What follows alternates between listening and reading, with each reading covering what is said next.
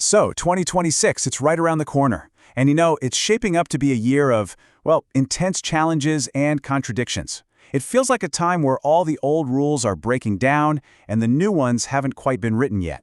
It kind of feels like we're all sailing straight into a perfect storm of change. And that idea of a storm-tossed journey, it actually gives us a great guide for thinking about the year. Odysseus, the hero from Homer's Odyssey. The classicist Daniel Mendelsohn has this great line where he calls him the perfect hero for our storm-tossed times. And it makes so much sense, right? His whole story is this epic, brutal journey home, facing down monsters, and just total uncertainty. It's a really powerful metaphor for where the world is headed in 2026, a path that's going to be defined by some really tough choices and, some huge consequences. So, what are the monsters we're going to face on our own Odyssey? So what exactly are these storms brewing on the horizon? Well, in this explainer, we're going to navigate through three of the biggest ones. First up, a real crisis in democracy. Then we'll look at the double-edged sword of technology. And finally, we'll dive into a massive shift in the global economic order. All right, let's get into it. Okay, first up, the state of democracy. We're talking about these deep, partisan divides that are testing democratic systems to their absolute limits. You can see it all across the West. This battle is just raging between populist nationalism and the political establishment. And in 2026, it feels like it's hitting a real fever pitch. And you really don't have to look any further than the United States to see this in action. In July, the country is set to mark its 250th birthday, its semi-quincentennial. Now, you'd think this would be a moment of unity, right? But instead, the celebration itself has become a symbol, a perfect snapshot of just how politically fractured the nation really is.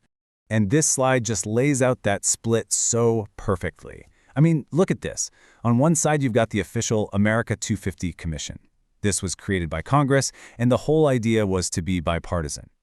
On the other side, President Trump's Task Force 250, created by executive order to push a very, very specific version of American history. You've got two commissions, two totally different stories for one birthday. It's pretty tough. And look, this isn't just about throwing a party. It goes way deeper.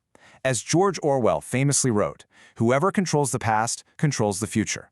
This is a high-stakes battle for America's national story.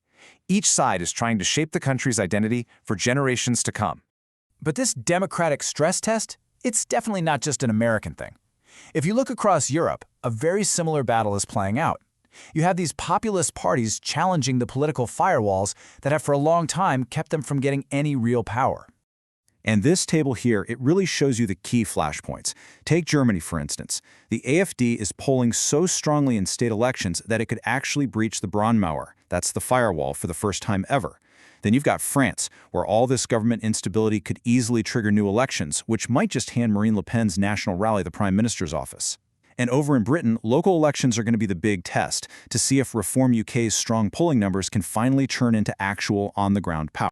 All right, the second major storm front we're facing is all about technology. 2026 is shaping up to be the year where the incredible, mind-blowing promise of innovation slams right into its potential for disruption and for danger. And right at the heart of this conflict, of course, is artificial intelligence. We've kind of moved past the, wow, look what this chatbot can do phase, and we're now in a full-blown investment mania. It's all built on the promise that AI is going to transform, well, pretty much everything. And the sheer scale of this bet is, well, it's just mind-boggling. One estimate projects that $7 trillion will be poured into AI by the end of the decade. $7 trillion. It's a financial boom that is completely banking on this technology succeeding. But here's the massive reality check. Right now, a staggering 95% of corporate AI pilot projects are failing to generate any financial return at all.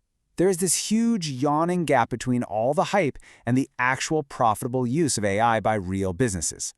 So this gap, it creates enormous risks. I mean, what if investors lose faith? That could trigger a market correction that wipes out trillions. But what if it goes the other way and adoption does speed up? Especially with these new autonomous AI agents that are basically designed to be drop-in replacements for human workers? Well, that could spark a huge social backlash against AI as a job-stealing menace, especially for new grads just trying to enter the workforce. And this tension between technology's promise and its peril, it isn't just happening down here on Earth. In 2026, the final frontier is quickly becoming the next battlefield as military competition in space heats up dramatically.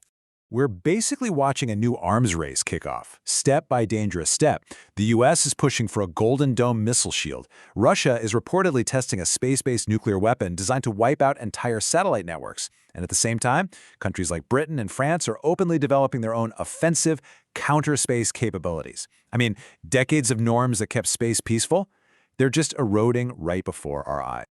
Okay, our third storm is economic. The tectonic plates of the global economy are shifting, and it's creating a whole new landscape with new winners, new losers, and a whole new set of rules. And this chart right here, it captures a truly historic moment. Sometime in early 2026, India's economy is projected to actually overtake Japan's, making it the fourth largest in the entire world.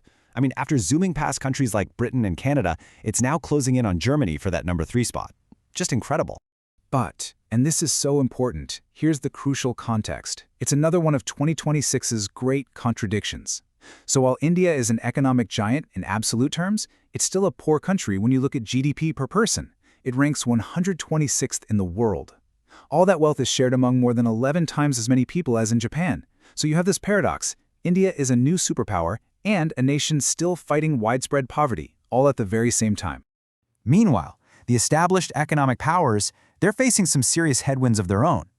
The whole post-war trade order, which was led by the United States, is under immense pressure from a much more assertive China, which sees a huge opportunity in America's recent turn inward. And China has a very clear playbook for 2026. It's doubling down on tech self-reliance, trying to get around U.S. sanctions. It's using its role as host of the APEC summit to paint itself as Asia's most reliable economic partner, and it's signing trade deals everywhere, with ASEAN, the Gulf states, you name it, all while trying to handle its own domestic slowdown by pushing more exports out into the global market. Every single one of these moves is a calculated play to reshape the economic order in its favor. But you know, it's not all grand strategy and geopolitical chess. The character of 2026 is also being shaped by some really surprising and even contradictory cultural and consumer trends that are happening just below the surface. These are the small shifts that actually tell a much bigger story about our changing world. Like for instance, 2026 is the year the world officially hits peak wine, which is a fascinating sign of how tastes and lifestyles are changing globally. It's also the year that weight loss drugs are set to go truly global. Patents are expiring, which could make them accessible to billions and totally reshape public health. And get this, after more than 230 years, 2026 is the year America is finally set to say goodbye to the penny. A tiny change, sure, but one that says a lot about economic evolution and, you know, just letting go of the past. So as we navigate our way through this turbulent year, one thing becomes crystal clear. 2026 is really defined by its unresolved conflicts. It's a year of huge contradictions, of booms and busts, of new powers rising while old alliances fray, of immense promise and, at the same time, of equal peril.